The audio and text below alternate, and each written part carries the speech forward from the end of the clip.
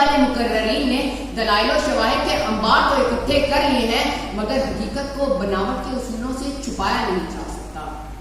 خبر نہیں کیا ہے نام اس کا، خدا فریبی کہ خود فریبی، عمل سے فارغ ہوا مسلمان بنا کے تقدیر کا بہانہ۔ جناب والا،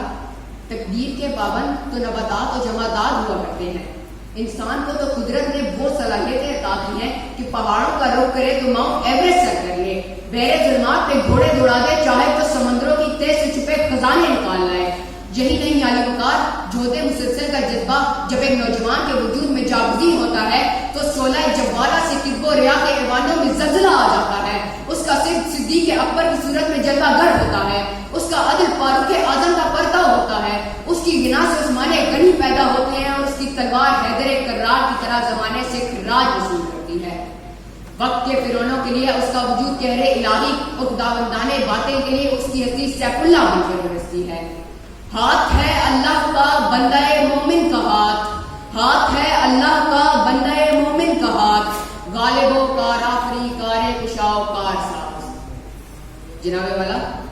آج دنیا کی ترقی جہد مسلسل کی مدھون منت ہے۔ ہم مسلمانوں کا یہ المیہ ہے کہ ہم اپنے آباء و اجداد کے ذوق عمل کو چھوڑ کر تقدیر پر انحصار کرنے لگے ہیں۔ حالانکہ اقبال کہتے ہیں، خورشید جہاں تاب کی زو تیرے شرر میں، آباد ہے ایک تازہ جہاں تیرے ہنر میں، جشتے نہیں بخشے ہوئے فردوس نظر میں، جنت تیری پنہاں ہے تیرے خون جگر میں، اے پیکر دل کوشش پہن کی جزا دے۔ علی وقار، تاریخ کے آئینے میں جھانکتے ہوئے دیکھیے اس بابر کو جو اپنے آباء و اجداد کی کھوئی ہوئی ریاست پانے کا بلبلہ اور ذوق پرواز لیے اس جھونپڑی میں رہنے والے قبیلے کے نوجوان سے ہندوستان کی سب سے بڑی ریاست کا وارث بن گیا۔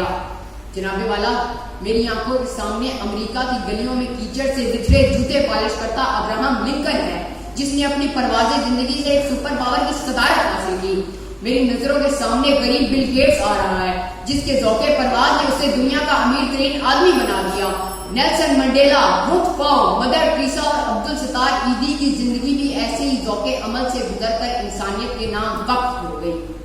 ہزار چشمہ تیرے سنگ راہ سے پھوٹے، ہزار چشمہ تیرے سنگ راہ سے پھوٹے، خودی میں ڈوب کر ضرب کلیم پیدا کر۔